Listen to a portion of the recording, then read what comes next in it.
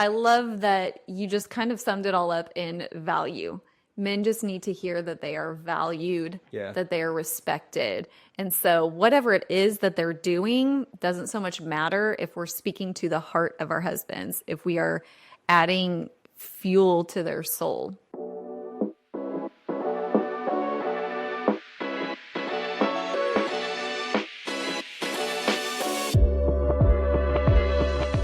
Hey there, welcome back to the Greater Marriage Podcast. We are Dustyn and Heather Miller, and as always, honored to be spending a little bit of time with you today.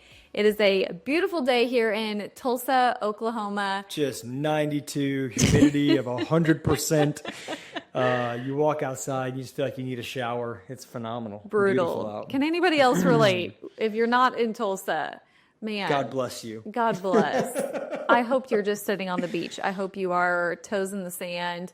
Nice, easy breeze coming through right now. We love Tulsa. Not going to act like do. we haven't prayed that God would take us somewhere with less humidity. But we're committed to our church and our people and our place. And this is where we are. And we love it. We love it. Just the weather is chaotic and It is. brutal right now. It's brutal. Okay, so last time we chatted on an episode called Marriage Isn't What You Expected. You're Not Alone. Mm-hmm. You said something that just kind of just brought some things up that I feel like we really need to expound on. You were talking about just this idea of stepping into a relationship and just kind of these expectations that you were not expecting to be faced with, this weight that you carry. And I think that it just made us think about men in general, husbands in general. There is this weight that you carry that is a good weight. It's an honor for you to be the head of the home. But also, it can be a little bit intimidating, right? To carry that weight, that responsibility. And more times than not, men more than women have a hard time voicing their needs, especially when it comes to something like encouragement. And I think that's what we kind of can boil it down to, is that men oftentimes don't voice it, maybe don't even realize it, but there's this deep need for encouragement from their wife. Yeah, I think that, as a man, we want to be the men. We want to be the tough one, provide, protect, and pioneer. That's what we're called to do. And so I think in doing that, we feel like we should need nothing, right? Like, I'm the provider. I provide encouragement for you. I provide protection for you. I provide a place of peace for you. And so in doing so, I don't want you to need to provide anything for me. Mm-hmm. And we talk all the time, our needs are met according to the riches and glory. And so I find my needs in Christ, but I think that every man also has a deep desire to be wanted and desired and appreciated and respected and honored. And so, we talk about the book Love and Respect, and men crave respect. We want to be conquerors, and we want to be honored for what we're doing. And it's like, that's a big deal in the mind of a man. Mm-hmm. And so you grow up, thinking about G.I. Joes and commanders in the military and just these like high places of honor, and superheroes, and just like, that the man that everyone looks to be saved and to save the day. And I think that we want to feel that, and we're always striving to be that, and we're always striving to provide and protect and pioneer the best way that we can. And again, you want to think, well, I don't need you to tell me. I'm just going to go do it. I'm just going to go accomplish the task, and I'm just going to go grind, and I'm just going to go make it happen because I'm a man. That's what men do. But again, what I realized very quickly is that providing wasn't enough and protecting you wasn't enough. I did need you to tell me I was doing a good job. Mm-hmm. I did need to hear that, because I began to develop some insecurities. Even though I felt like I was doing a good job, it was like, you're a very black and white personality. And so you, again, one of the things I've said I love about you most is that you sharpen me and you make me better. But one of the ways that you do that can be critical, right? And so you can begin to criticize things and say, hey, we need to fix this. We need to get this in line. And I'm like, yeah, let's do it. Like, I'm happy to do that. And I've become a better man because of that. But I think that I began to wear it. And I began to crave just like some sort of encouragement and affection and with your words. Again, I'm also a words of affirmation person, right? It's one of my love languages. But I do think that men still want to hear that they're doing a great job. And then I do think that we need that encouragement when maybe we're not doing a great job. Maybe you're in between jobs. Maybe there's a moment where you let your spouse down. Maybe there's a moment where you didn't protect them the way that you should have against something. I'm not saying physically, but just their emotions or their mind or their heart or whatever. Maybe you let them down, and it's like, man, instead of criticizing, let's look at where we can get better and encourage one another. Men need that. We do need our spouses to encourage us. So as a husband, your role of being the provider, protector, pioneerer, I think it's like a deer. I think it's just pioneer, right? Pioneer. You are a pioneer and you go pioneer. Yeah. Yeah. Okay. Pioneerer. Glad we cleared that up.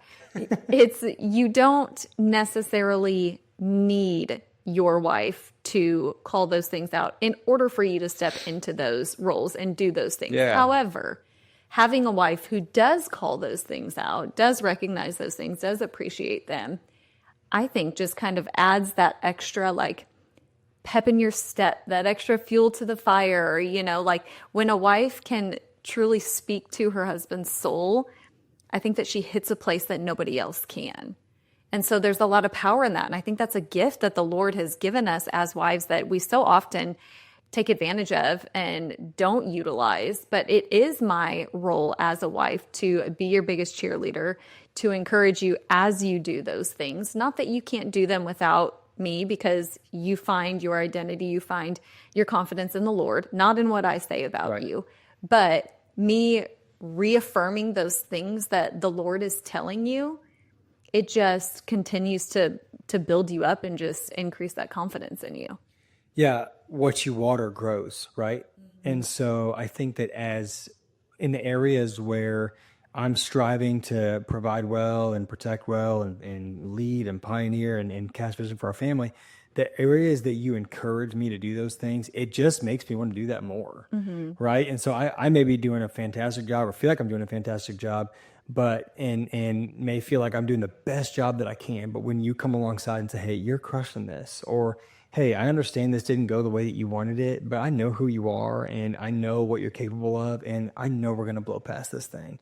And I know that we're going to get through this together. And it does not, I don't doubt you at all. It's like, oh, I'm good then. Like if I've got you and you're on my side, two can send 10,000 to flight, right? Like if I know that you're in my corner too, and that you support me no matter what, and that you are going to encourage me and stand with me no matter what, like then I can go fight with that much more confidence. I can go accomplish those things with that much more confidence, because you're watering the part of me that needs to grow, and you're watering that thing that, again, I should be able to go and do those things on my own, yes, but it helps so much to be able to hear it. And that's one of the things that I think I carried into our marriage, is not realizing, man, how much I really did need to hear it and how much it would help.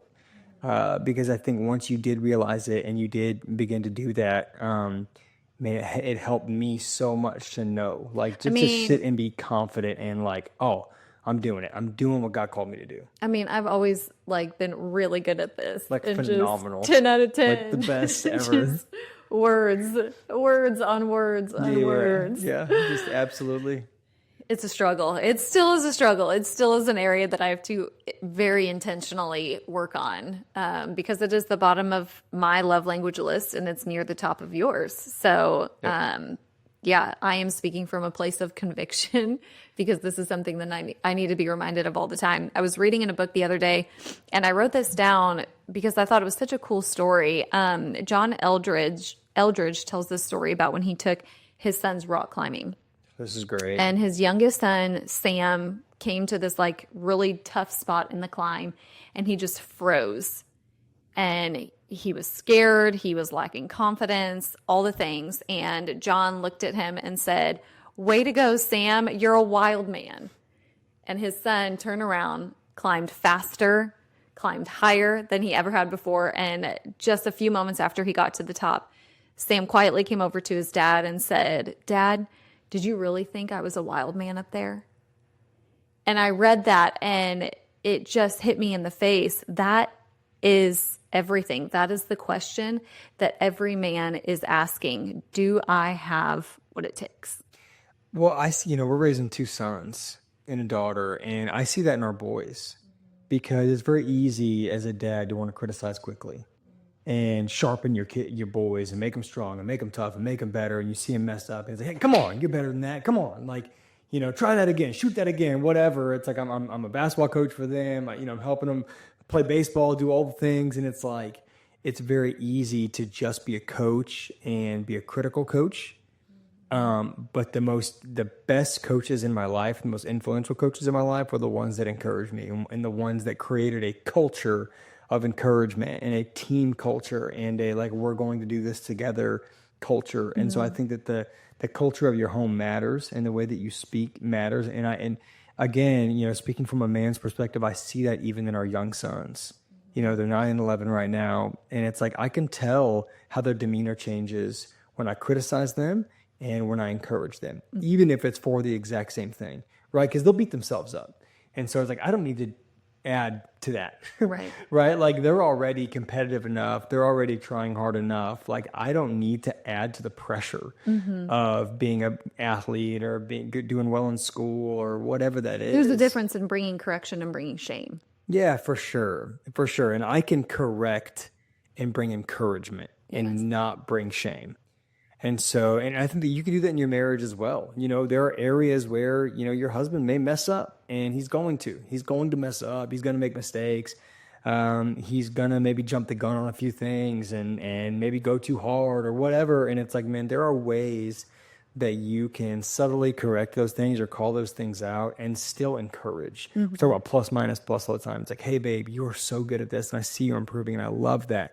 I don't love how this was handled. Next time, can we handle it, differently? And I know you can, because I know who you are. I know you're amazing. It's like that, like, hey, I'm going to encourage you. I'm going to bring some correction. Then we're going to encourage each other out of it. And I think that that's a great way to bring some of that correction at times. But so from a husband's perspective, what is it that husbands need to hear from their wives? That's a good question.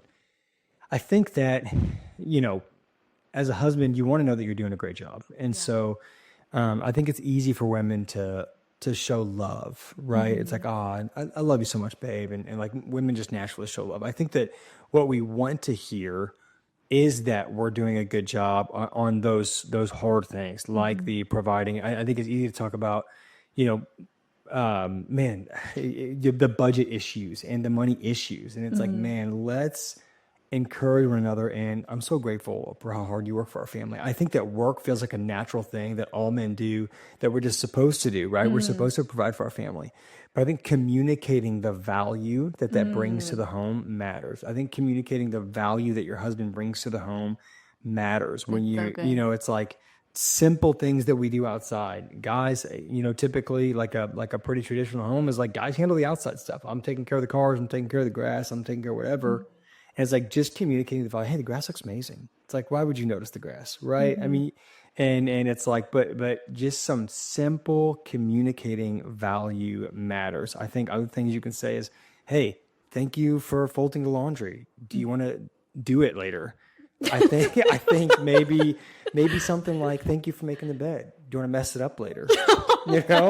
I think there's several others. It's like, you're amazing. Do you want to have sex later? I don't know. There's things you can say that your husband won a year that I feel like would bring value to them. This reminds me of, I don't know, you went to a Christian school. I went to a public school, so maybe this doesn't resonate with you. But all my public school people out there, the like add in bed on the end of every phrase. That's what it just made me think. That was Do you fortune know what cookies. I'm talking about? you add in bed to fortune cookies. Yeah. It's like, you are going to be very successful later. In bed. 7th grade me, like reading. Oh man. 7th grade you're you. going to have fruitful relationships. In bed, oh shoot.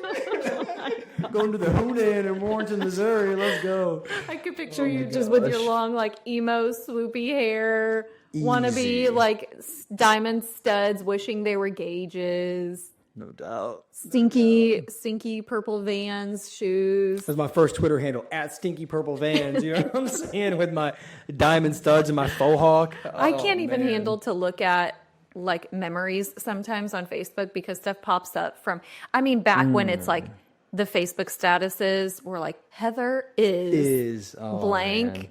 What? Why did anyone allow us to Mine have were access? mostly like screamo lyrics or Oh, just me trying to be so like cool and just oh. brute and wise and just brutal. I'm so glad we didn't know each other then. Oh, aren't you though?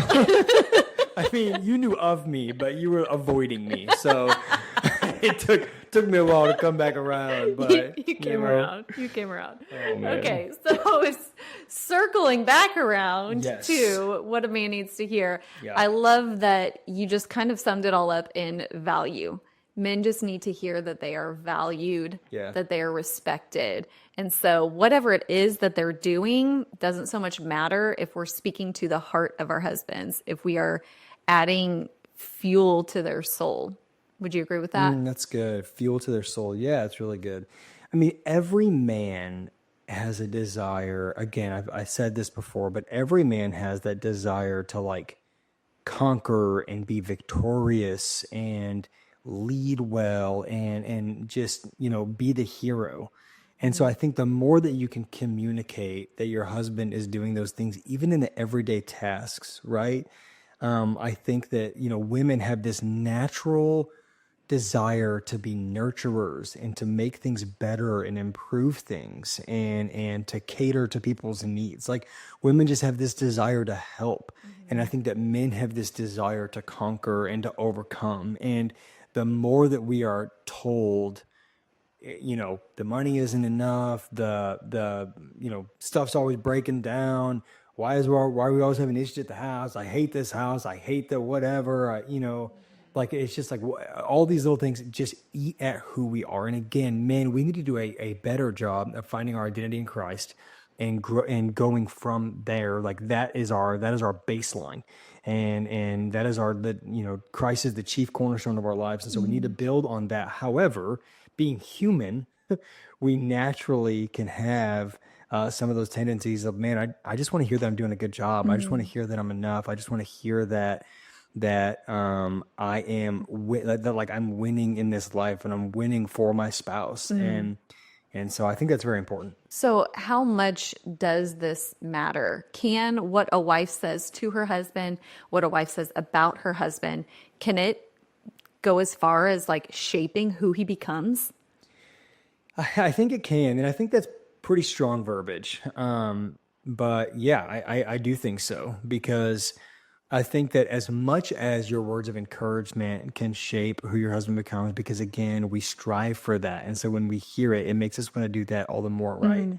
I also think that what you don't say or what you do say that is discouraging or tears them down can completely shape who they are as well, because men begin to wear that. Yeah. And we begin to wear the words of our spouse. And I think that we begin to either resent you for it or become what you say.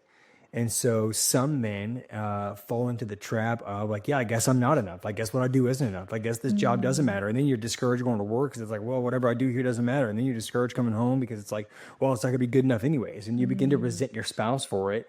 And you begin to have that mindset of I'm not enough. Nothing I do is enough, whatever. And that can cause resentment and brokenness in your marriage and can cause distance in between the two of you, right? But I think whenever you feel encouraged and honored and respected and loved by your spouse, then you want to go out and provide for them, and you want to be better for them, and you want to create a great space for them and in a home of peace. And so I think that the more that you encourage me in those things, I think that it helps me to go and to do a better job of the things that maybe I'm not even doing well yet. But it makes men want to go out and strive that much more. And then you get to celebrate those wins together, and you just begin to like compile wins. So, being vulnerable here, what is there a time that you can think of? There's a lot of them, I'm sure, that you can think of. A time in our marriage that I didn't offer that to you, and I was criticism. I allowed my criticism to speak louder than my encouragement. Do you want to speak to like what that did to you, and then how you came out of it? Like, how did you handle that? How did you finally get through to me? How did you approach that? Like, I mean, I'm sure that there are listeners who are saying like, that's me on one side or the other. Maybe they're the one receiving, the criticism. Maybe they're the ones offering the criticism and not even realizing it. Like, how do you kind of get through that? Yeah, I think that I'll speak to how I got through it and then go back and speak to maybe some of the instances that happened. But I think that the way we got through it is we talk a lot about figuring or seeing the best in your spouse. I think that I just began to see you as critical and I was like, I don't even think she likes me that much. Like, I don't know if Heather likes me. I'm so sorry. No, listen, I'm going to bring this home. Because you do care about the details, and you do care about the way things are done, and you do care that you and I operate at a high level, and you care that we do things well, and like you care that we set a high standard. And I think that I saw that as not being able to measure up, and I allowed my insecurity to see your level of excellence as criticism. And so I allowed myself to think, I'll never measure up. I'll never be enough for her. Like nothing I do is good enough. And I think that when I started to communicate that, when I finally got the confidence to be able to say, hey, I feel like nothing I do is good enough. I feel like you criticize everything I do. I think you were able to look at it and be like, babe, that's not what I meant. I never meant to tell you that nothing you did was good enough for me. Of course you're good enough for me. Like I love you, and I love our marriage and whatever. But I think that it kind of changed the way you communicated it, because that's not what you meant to communicate. I mean, even now, just hearing you say that, like, it hurts my heart to even think that, I've made you feel that way in seasons. Like, obviously, that was never, ever my intention to do that. And so, yeah, I mean, newsflash, like, hello, I do remember those conversations. And it's like, that's not who I want to be. I don't want to be the type of wife that tears you down. I want to be the type of wife that builds you up. And so just bringing awareness to it, I think opened my eyes like greatly. Yeah.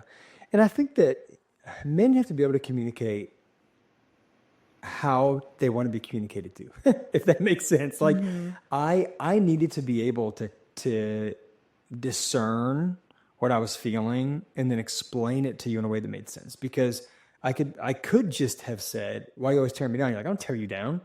Or why you always criticize me? He's like, I don't criticize you. And it's like, if you have no way to back up what you're saying, or I tend to get sarcastic. And so I would then mimic what you said and repeat what you said. It's like, that's not how I said it. And then it would just cause these big blowups. We had some really fun times. Oh man, some very fun times. But I had to be able to communicate to you, babe, this is what you said. And maybe this is what you meant, but this is how I heard it. And this is how it made me feel. And this is how I interpreted that. And so we have to be able to communicate what it is that we need to hear and what it is that we are hearing. And I think that once I was able to do that, I mean, you saw it pretty quickly, and it didn't change overnight, but it at least made you think about it next time you said it. For sure. Like, sorry, that's not critical. That's not how I meant that, right? Or because I do love the way you do that, or whatever.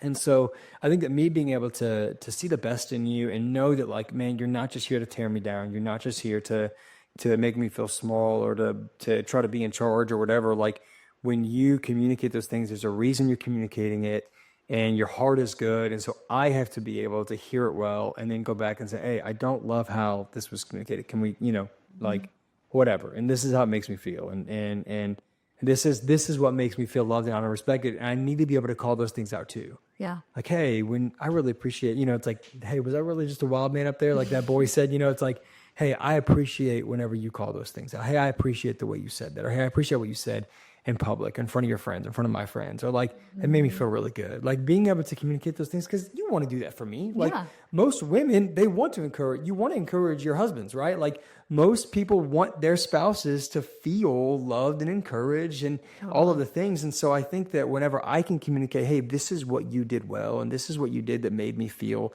great, like, and made me feel confident and whatever, I think that will, again, what you water will grow. As I water and communicate what you did well, I think that will help you to want to do it more.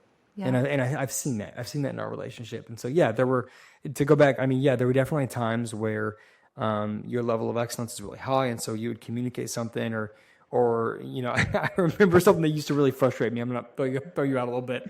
Something that used to really frustrate me, I've probably talked about this before, but is when you would say we when I knew it was just me.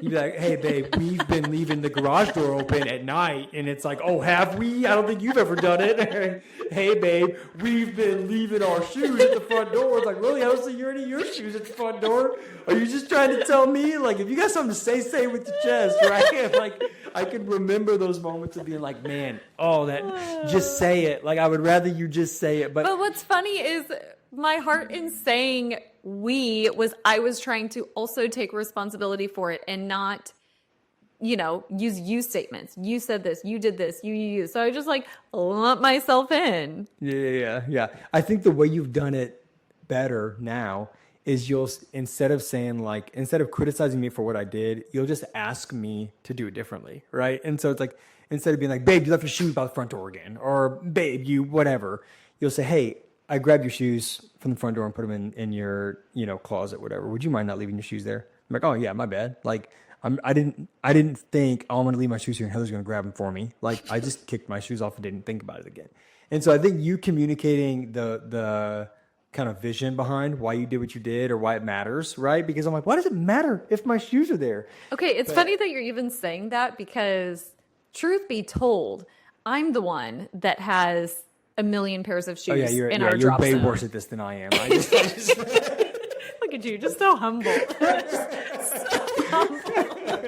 Okay, underwear by the bed, clothes by the bed, cup on my nightstand, whatever it is that I'm leaving, because I'm definitely the messier of the two, if you can imagine.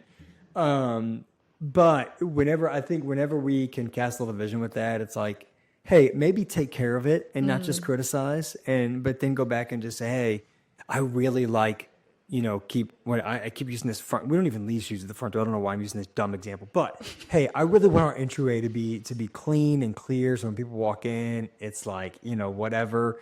And so would you mind just not leaving your shoes there? I got them. Like, it's not a big deal. I put them in your closet. Would you mind not doing that? Like, that's a better way to communicate than you left your flipping shoes by the front door again, you idiot. Like, not that you've ever talked to me like that, but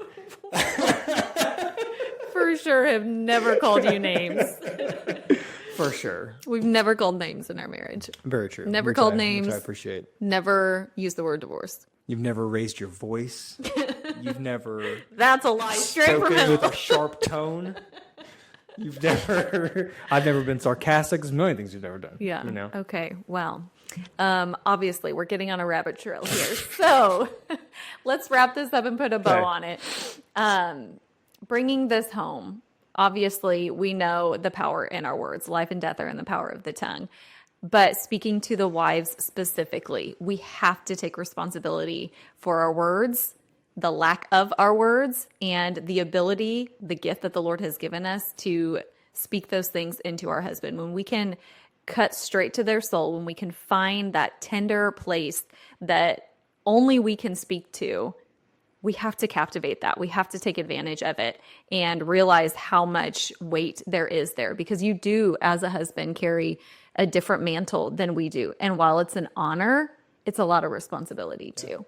And so our role as wives, as being the helpmate, is to come alongside and offer that help, offer that stewardship. But a big piece of that is offering that encouragement as well, and championing you along the way, and being your biggest cheerleader, no matter what the circumstances look like, no matter how difficult things may look in the natural, knowing that the Lord is at work in the supernatural, and being able to speak that supernatural gift, ability, encouragement into our husband. There's so much power there. Yeah. Yeah, it's a big deal. And husbands, obviously, we need to do the same. And we've talked about that. We did a podcast about what every marriage needs to hear. What your spouse needs to hear. Spouse needs to hear. Yeah, you talked about that at the beginning. This is what your husband needs to hear. We talked about what your spouse needs to hear. Men, we need to reciprocate. And I think that some men, for me, for example, in our relationship, and I'm wrapping up here, but in our relationship, I'm the words guy, right? And so typically I'm the one, I'll say things like in hope to get a response to, but I actively try to compliment you and say things, whatever. But then for you, you're like, I appreciate you saying it. Can you do something though? Like you're just like, we just have different love languages. I think that some men, won't ever say it. And, some men that are just, again, more traditional, maybe raised in a home where your dad didn't ever compliment you or didn't ever compliment your mom, or you never heard words of encouragement or words of love from your dad. You don't have to be that guy. And men, we should be a walking word of encouragement to our family. And we don't always have to be the ones to criticize. We don't always have to be the ones to bring a sharp word. Like, we can raise our family, lead our home, lead our kids, lead our spouse with words of love and encouragement. And we need to do that. As much as we need it, we need to also set the example and do that. And so I want to encourage the men here, communicate what you need, but also use your words. Use your words to build up, not to tear down. Wives, use your words to build your husband up, speak life into them, love on them, communicate the value that they bring to your home, to your life, to you as a woman, and just watch the way it changes the way your husband responds to you. I think that when women, babe, the times that you have shown me the most respect and honor, right, have been more valuable to me than the times that you've shown me great love. I appreciate your love, but it's the respect and honor that lights my soul on fire. Mm-hmm. It's the respect and the honor and the communicating value and how much value I add to your life, and how, it's communicating those things are the times that it's like, oh, that's what I want to be. Mm-hmm. Like, I appreciate that you love me, but I want to know that I'm meeting your needs, that I'm providing for you well, that you feel safe with me, that you feel like we're going somewhere, and you love the life we're building. And like, all of those things matter so much more, I think, than any amount of love that you could ever communicate for me, because that shows me how much you love me. Yeah. And I think that's exactly how we make our marriage greater today. Yes. We look at our spouse, our husband, we call out the value that we see in them to make them feel respected. And then maybe the areas that still need some development, the word tells us, call those things that are not as though they are. So we speak to those things as well. And when we do, our husband wants to rise to the occasion. He wants to believe that the things that you're saying about him are true. And so being mindful of that and making sure that we are doing due diligence with speaking to those things, and just watch how your husband responds, just like you said. Yeah, that's good, man. Thank you so much for joining us today. We'd love to connect with you. Go to greatermarriage.com, and from there you can shoot us an email. You can follow us on Instagram, Facebook, TikTok. Again, we would just love to communicate with you, talk to you. If you need anything at all, man, we are praying for you. We pray for our listeners. And so please communicate with us how we can pray for you specifically, or any topics that you want to hear. Make sure you communicate those as well. Again, thank you so much for being with us today. Go be great.